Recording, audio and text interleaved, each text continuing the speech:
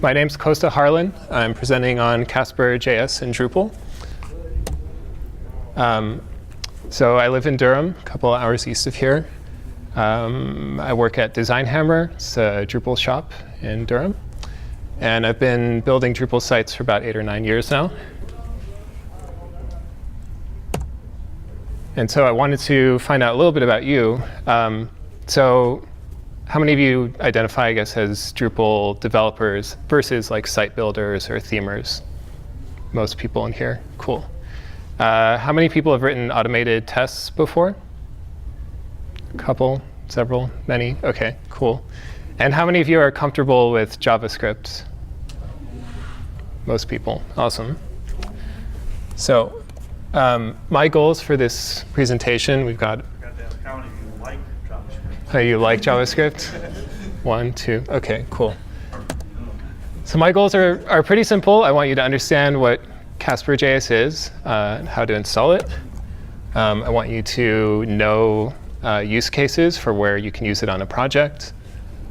And I want you to feel confident that you can leave here and start using it. Probably not tonight. Hopefully you're doing something more fun tonight, but tomorrow or whenever you start working on something next. OK, so what is it? And I'm stealing straight from the website, as I was inspired by Schropp over here earlier.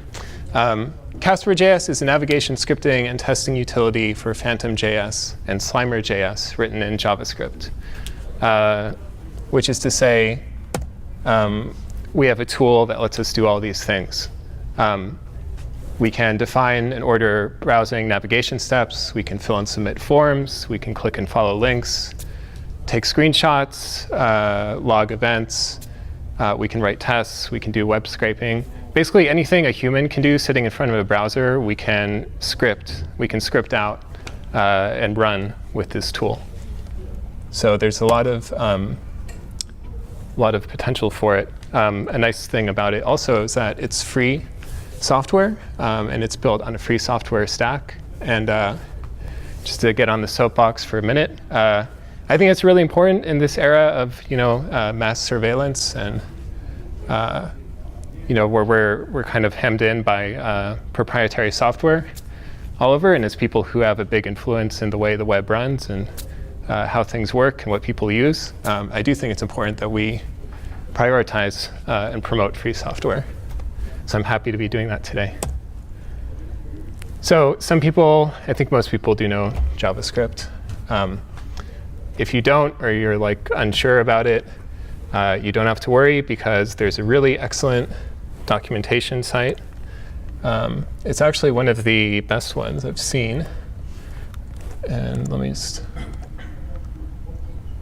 So it's an excellent documentation site. You can go look up any of the API methods. They give you the signature, description of what it does, helpful examples. There's lots of tutorials. So even if you don't really know, like, OK, this seems overwhelming, if you go there, I promise you'll be able to figure out what you need to be doing. OK. Installing, pretty simple. On Linux, you can use the Node package manager. Mac OS, you can use Homebrew. And there's also binaries that you can just download and stick in user local bin. So it's really nice. It's very easy to install on your local machine. It's also easy to install on a server. I also recommend cloning the repository and checking that on your machine, because if you're using an IDE like Eclipse or PHP Storm, you can add CasperJS as a resource directory, and then you get really nice auto-completion as you're writing out your CasperJS script. OK, so I'm going to talk about 4 use cases. Well, really, it's 3, but testing the front end, which is by far the most common, testing data migrations, web scraping and content migration, and then the 4th is just kind of anything else that we can think of. And I'm going to leave time at the end so we can discuss and think about different use cases. So testing the front end. this is the, if you search for CasperJS in Drupal, you're going to come across a lot of blog posts about, how you can test the front end of your website. And this is a really distracting slide, so maybe I'll move on. But basically what you can see here is we're using CasperJS, the test command. We're calling this online help script, and then we're passing a couple arguments to the script. And what it's doing is logging into the site and then making some assertions. So in this particular example, we have a site that has an online help section. And so the online help section exists for a certain user role, for I think the site administrator user role. So only they should have access to it. Basically, it's a collection of nodes that have been restricted just for them to access. And so we don't want anonymous users to be able to go see how they would do different things on the site. And we don't want like school administrators, which is another user role, to be able to do that. So what we're going to do here is define our test, and you still can move up if you want, because it's going to be kind of hard to read. But we're defining the beginning of our test, which is restrict access to online help. We're setting up our HTTP authentication, because in this case, these tests are running on a staging environment. And then you just tell Casper, OK, we're starting at this link, which is the handbook. That's the online help section. And we want to wait for a selector to show up. So we're telling Casper, go to this page and wait for the error selector. And then we're going to check and see that they get the access denied message. And then we're going to check and see that they get the login form present on the page as well. If this selector doesn't show up, then we've got this timeout method. And Casper has a really helpful method there, capture, so we can do a screenshot and see exactly what didn't happen. Like maybe there was a 500 error or something. And then we make another assertion, which is that the login form was not displayed and access denied was not displayed. I should have mentioned earlier, if you have any questions as we're going through, please raise your hand, and I'm happy to take time out. I see some looks that are either squinting or puzzled looks, but I'll just keep going. I did have a question. OK, yes. Answer whatever. How does this? So we've been experimenting with for last year with BHAT, and in that situation using Selenium to do that kind of thing, which can kind of be and sometimes Selenium feels just a little heavy or something. I don't know. Clunky, yeah. Like, have you had experience with that? And like, how does this feel? Is it a sense of relief? Is it easier? Yeah. I'm going to get to that in a couple of slides, but thanks for bringing that up. So just to continue with this example, so next we're going to log in with a different user, and then run the same test, basically. Visit this handbook page, check for access denied. And then the third part of it is that we're going to log in as someone with the administrator user role. And then we're going to see, OK, we found the online help. We have access, so the test passes. So why is this useful? Obviously, you could just develop this, test it once manually yourself, and say, I'm done with it. But the reality is, manual testing, yeah? Question. On logging in, do you have like a function that lets you log in, or is that? So I'll get to that in a little bit as well. But basically, the way that you do it is you tell Casper to go to /user, and then to fill in the username and password fields. But there are ways that are a little bit easier than that as well. So the reason this is useful is it removes manual testing from the equation. You don't have to, if you're implementing a more complex feature and you feature A and then you develop feature B, usually there's some overlap between the different things you're developing on a Drupal site. You don't have to go back now and manually test it. You can run an automated test that will tell you if something breaks, so you can catch regressions. You can define another really useful thing about it. Same idea with BHAT is that you can define what all the key interactions for your site are. So oftentimes it's hard to get a client to say, these are actually the most important things that need to happen on a site. But if you say, okay, what are the things that we need to test for each time that we're pushing code, it can really help focus the conversation, and then you also have a way to measure and have a metric for what really matters. So some of the caveats with using this method for front-end testing. Casper sometimes moves faster than your server. So if you're visiting a whole bunch of pages and checking for a response, your server may return a 500 error. I've seen it happen before, like a 403. And it's because it's a scripting tool. It's not waiting, half a second as it goes from one page to the next. So in the code example I gave earlier, where we're using these wait for selectors, that's the best way to avoid that kind of problem. If you just have a bunch of Casper, go to this page, now go to this page, now go to this page, you're likely to run into problems. As JavaScript developers know, asynchronous code can be tricky. Again, if you follow the documentation and the examples provided by CasperJS, you're going to avoid almost all the problems. But you can't just write out a series of steps like you would in Behat and expect it to all happen sequentially. It works a little bit differently. So to get back to the point over here, I think the main advantage to Behat is that the features are human readable. Like, we were just looking at this JavaScript code, and we can read it and parse it, but clients are not going to be able to do that, right? No broken type thing, type syntax available for. Someone can correct me, but I don't think so. So the closest you can get to it is to kind of have a text file next to it, which explains here's what this does. But no, I mean, it's all written in JavaScript. Which honestly, that whole thing had a challenge for us anyway. It sounds ideal Right. to give business analysts or project managers, Yeah. have them write the. No, it never works. It's really hard to get there. Yeah. And we're not there yet, so we're still. So I think the best we've gotten is in our tickets have the test cases written in plain English. Right. And so. Yeah, I mean, a developer has to intervene at some point, but I don't know. It is nice to have it in just like plain text where you can read it. This is much faster than Behat. I've noticed. I haven't done like a formal test, but it feels much faster.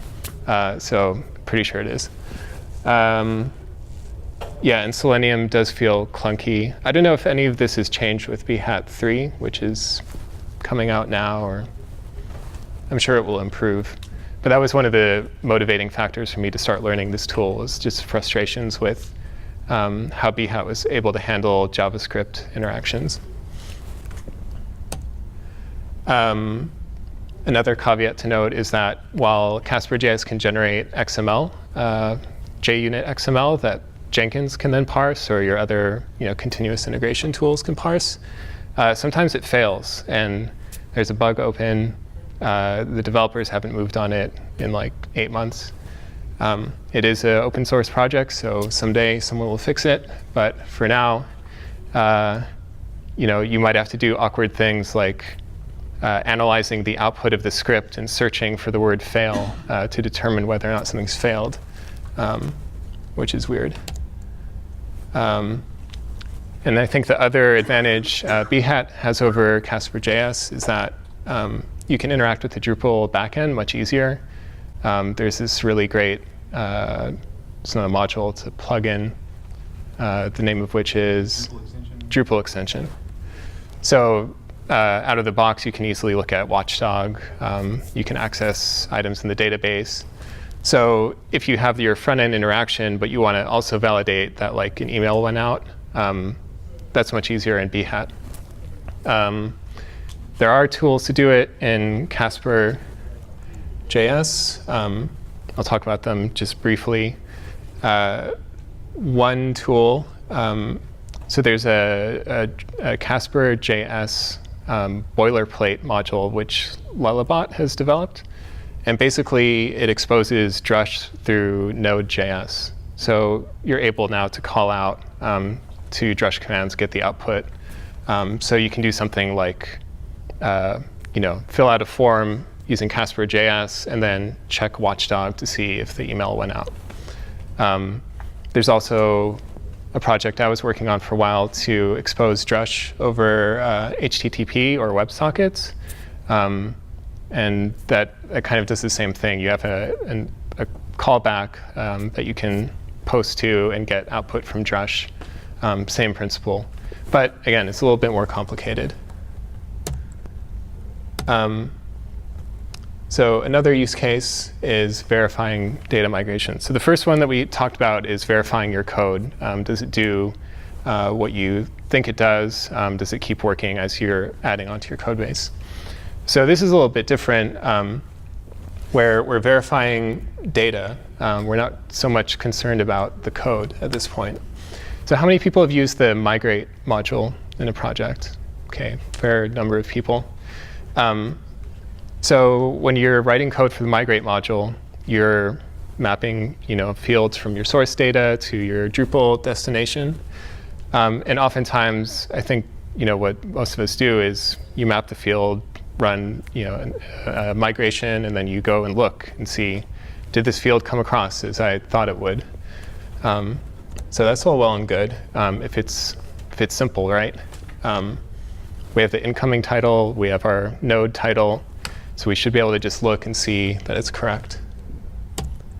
On a recent project I was working on, I had to import source data that came from a proprietary CMS which exported XML, which was translated to CSV all on the client's end and then sent to another server, where then we got it again as XML in like 8 different files, all of which had references to different records. And not surprisingly, there were a lot of problems with the integrity of the data. So you'd end up with let's say you have a publication, and then you have publication authors that are referenced in it. Sometimes those would be completely mismatched. So the way that we looked at solving this problem was to run the migration and then have CasperJS look through the pages which assemble all these parts of data and then validate that the strings we expect to be present are there. And this helped us so many times in catching problems. So I'm just going to run through this really, well, I'll run through it, and we can talk about it if there are questions. I'm not going to do it too quickly. So this is a little bit different than the previous example I gave of testing, in that with the online help example, we had a specific number of tests. First, we went to a URL as an anonymous user. We checked for something. Then we logged in as one user. Then we logged in as another user. And then we were done. So it was like 4 steps. In this one, we have a whole bunch of records that we need to check. And we don't know how many there are.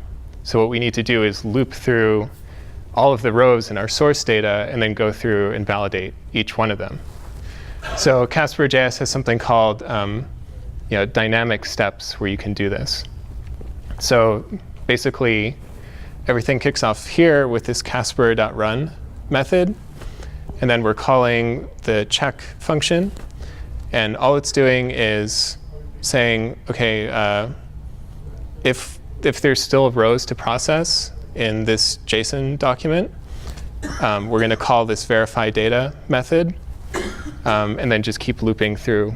But once we've gone through all the processes, all the rows, then we're going to call done, and we're finished. As we're looping through things, we're going to make some assertions. So we're going to check that the different fields match what we thought they would be. This is actually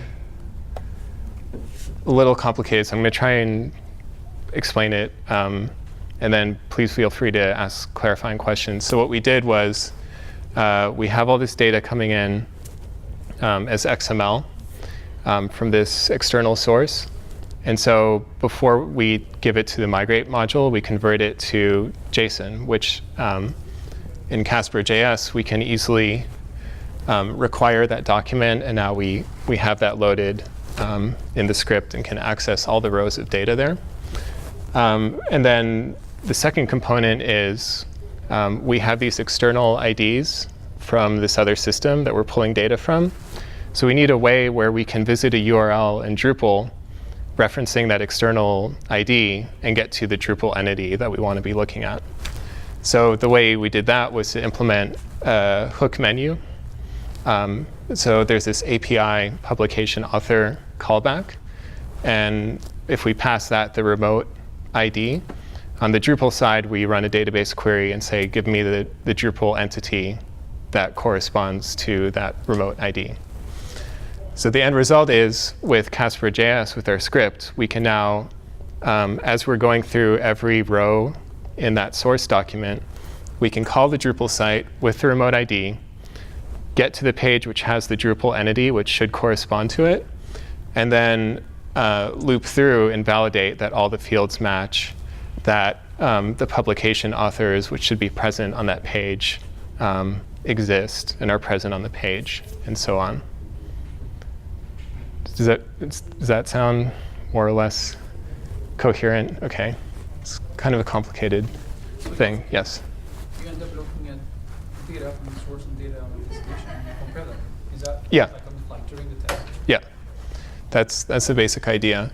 And the reason we're able to do this, so I think if you just had one source document, like let's just say you had let's say you had a CSV, and the only thing that was in there was node titles that you wanted to import, right?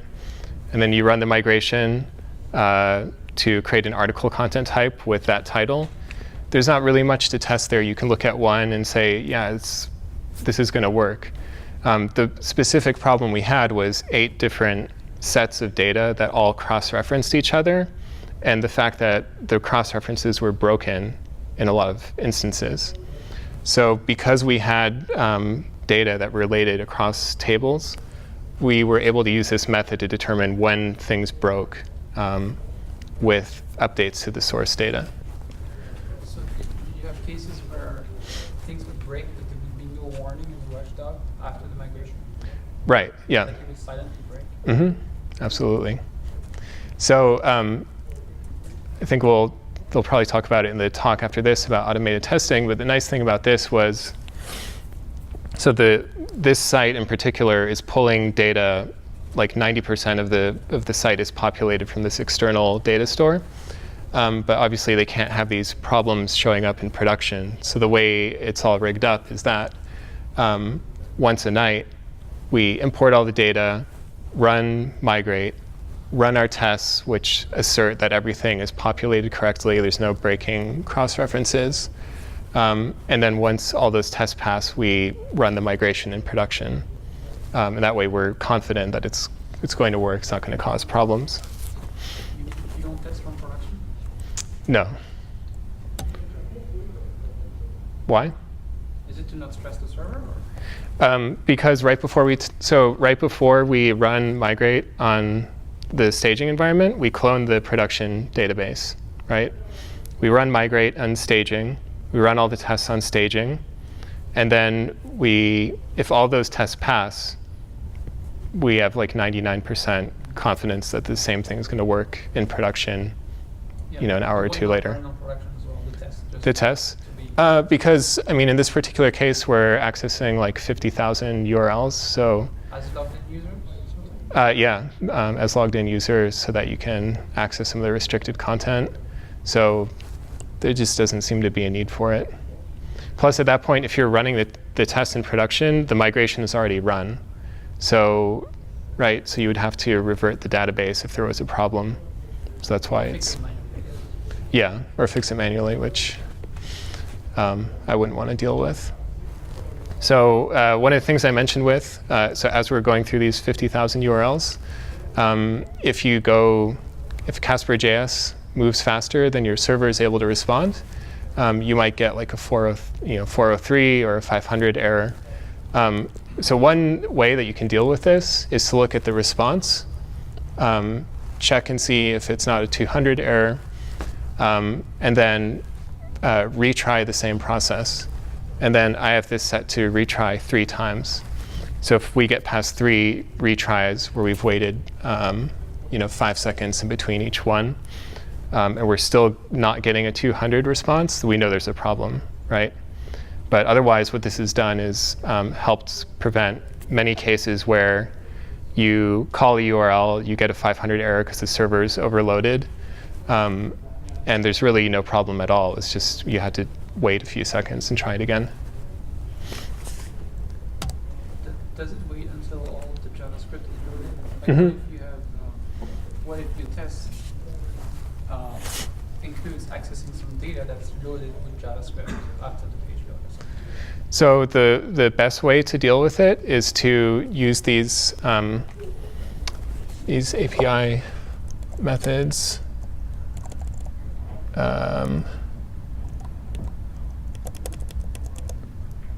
So like, if you're loading data, you would, and you know that a certain selector is going to show up, you can use this wait for selector method. If you know a particular string is going to show up, you can use wait for text. There's lots of different wait for type. And there's a timeout? Yeah, and then there's a timeout. So I think the default is 5 seconds, but you could set it to like 20. Yeah, super useful, because if you don't use that, then there's going to be lots of cases where you get false errors. Okay. Is there a plugin or callback or something where you can configure what it does on a timeout as opposed to failing in a different way?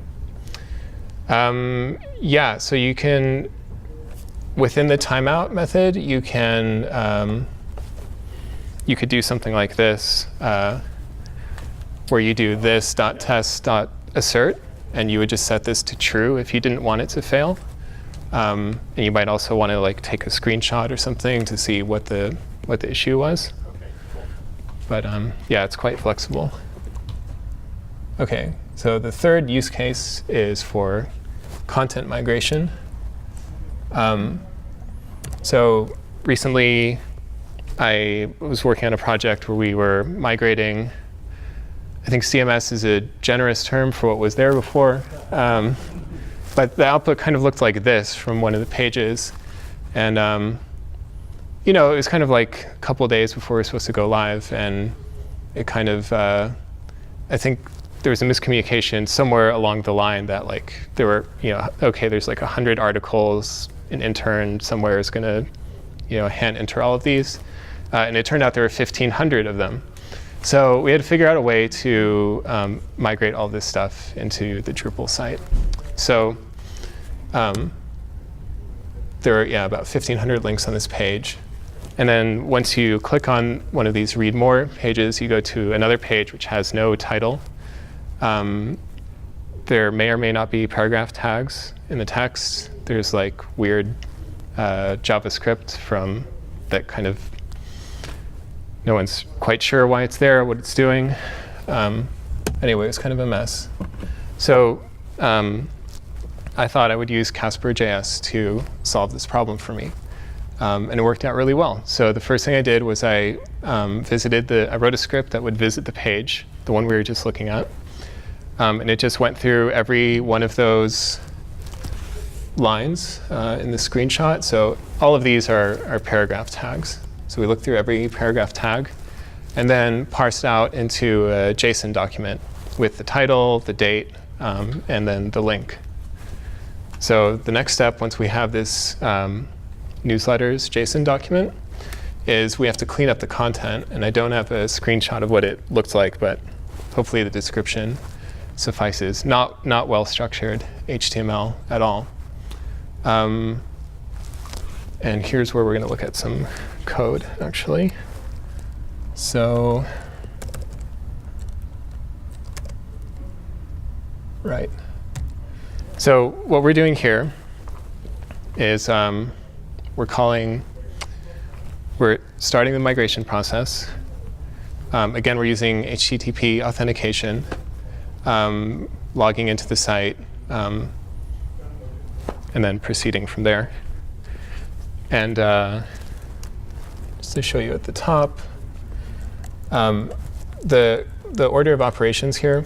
So what I could have done at this point before is, I could have visited all of these URLs where we have these articles that need to be migrated, clean them up, and then export it to like a text file or again to a JSON document, and then use the migrate module to bring it in. But because this was kind of on a time crunch, and we're so close to just doing the whole thing with CasperJS, I figured I would clean up the content and then just post it into Drupal right away. It was just easy to do. So what we're doing here is defining a couple of variables.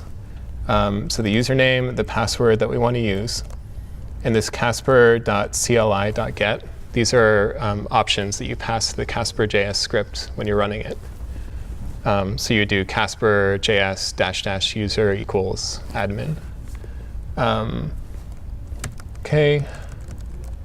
And then we've got this newsletters file, which we're loading. That's the JSON document I was just showing you.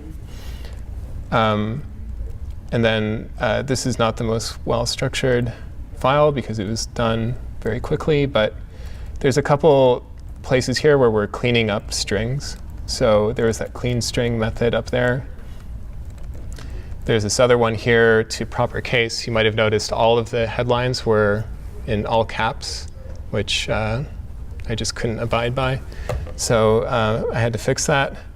And then here's this cleanup function where we're taking cases where there's like 8 spaces at the beginning of each paragraph. Like you don't need to do that when you're writing for the web.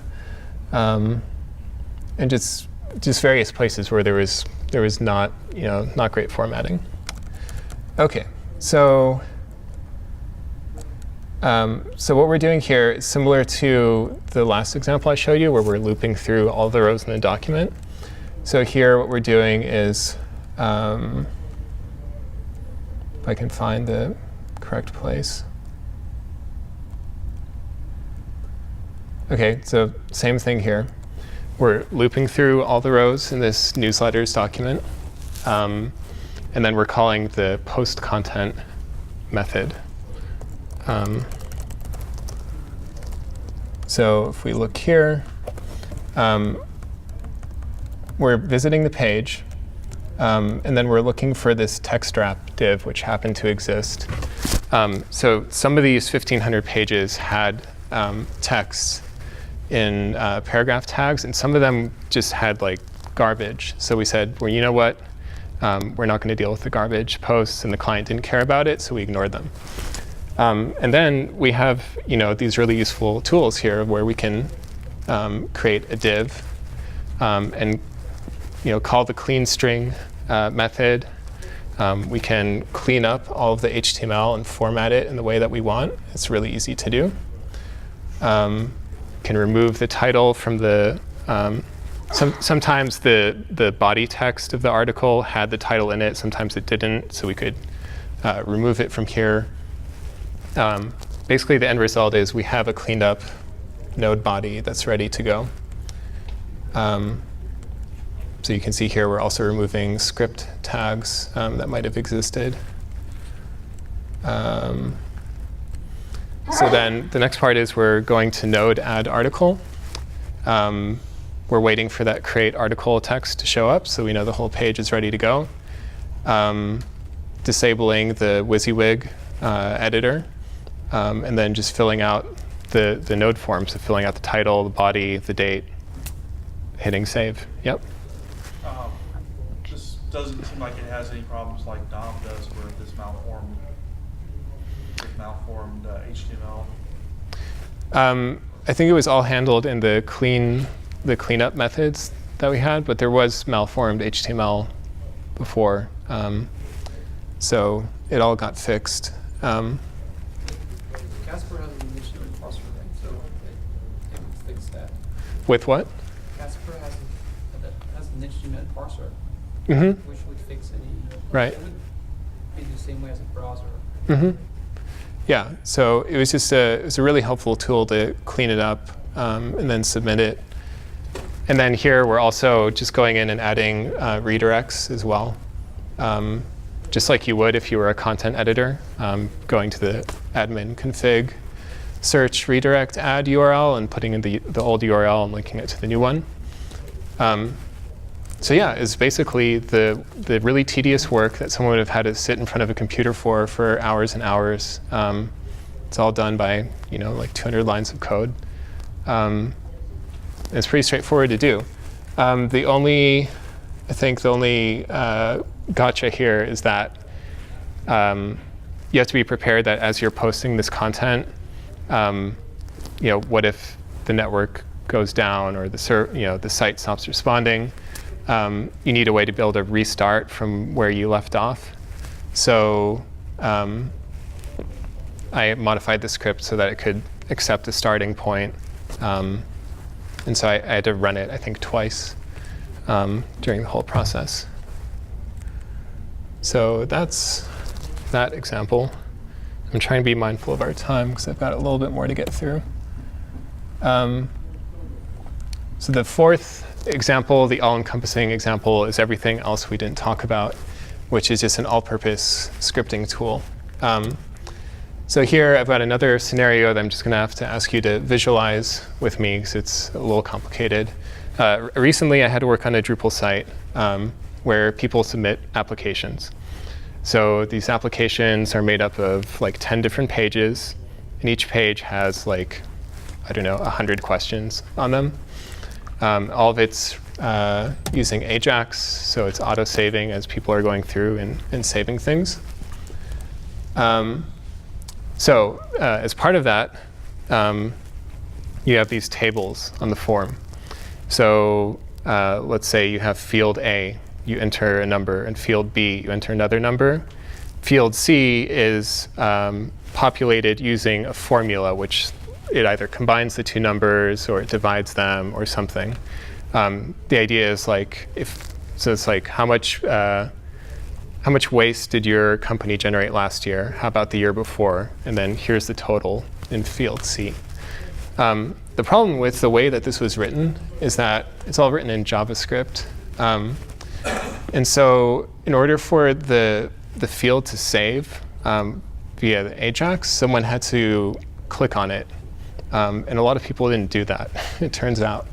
So when the administrators went to run a CSV export, it happened that there were thousands of fields that didn't have correct values.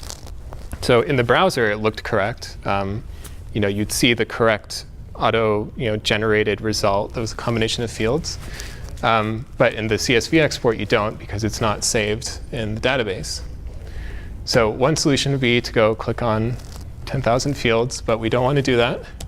So we're going to have a script do it for us. Hooray. So basically what we ended up with was a, if I can see what I'm doing here. Yes. OK. We ended up with a script that is triggered through the Drupal UI. So in the Drupal UI, where before the user would go and click, export this data to CSV, they now have a preprocess button. And the preprocess button calls CasperJS on the server and says, visit this application and click on all these fields so that they save. And then we're going to generate the exported CSV. So same process as before, where we've got this method which is going to loop through all of these rows. And then the different thing that I want to point out here is that because we're calling this from the Drupal UI and kind of non-technical users are using it, we also want to report progress back to them on what's happening. So in the script, we're keeping track of which row we're on, if there are any errors, if there are successes, and then writing it out to a JSON file. So in your Drupal module, you can then look for this JSON file, decode it, and then see, OK, here's where CasperJS is at. Because otherwise, you don't really have any insight into what's happening other than seeing that a process is active. Another thing to watch out for with this, if you want to implement, a scenario where your Drupal admins can trigger CasperJS, is once the process starts, there's like 4 different process IDs that are spawned by Phantom.js.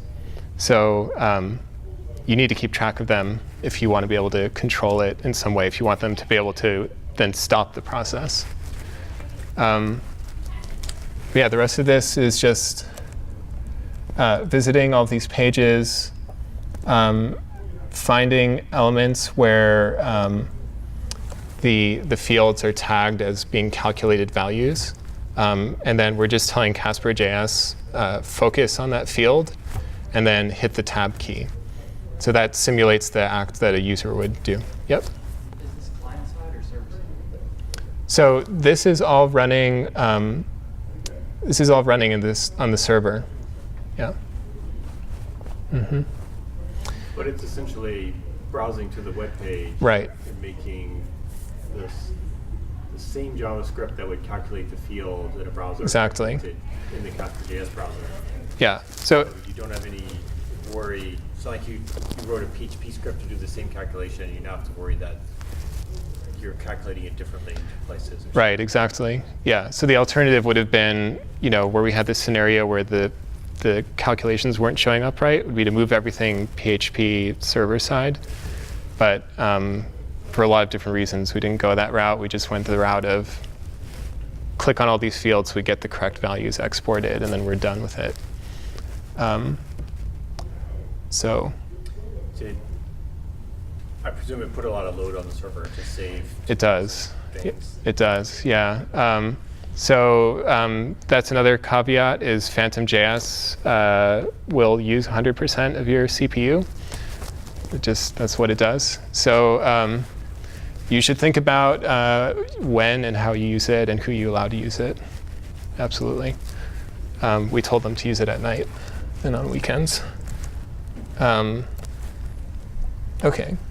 So we have like 10 minutes left.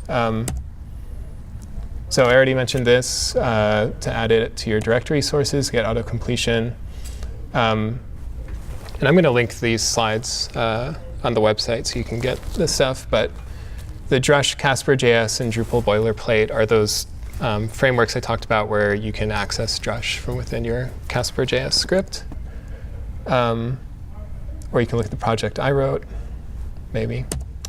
The other suggestion is to write shell scripts around your script. So if we go back, I don't know, let's not go back. If once you start using CasperJS, you're going to find that you're using a lot of variables. So let's say you have a test. You're going to want to say, OK, the site that we're visiting is going to be a variable. So we're going to have --site equals local.mysite.org or stage.mysite.org, whatever, depending on which environment you want to run it in. You're going to end up probably with like 5 or 6 different variables that need to change depending on which environment it's running on. So if you can, it's better to write a bash script where you can just pass like one argument to it with the Drush alias that is relevant, and then have that call CasperJS with all the variables that you want correctly populated. Experiment and have fun. It is quite fun to use this tool because it's satisfying to see things turn green and to simplify your life. I mean, no one likes visiting pages and doing content entry, so if we can write tools that do it for us, that's great.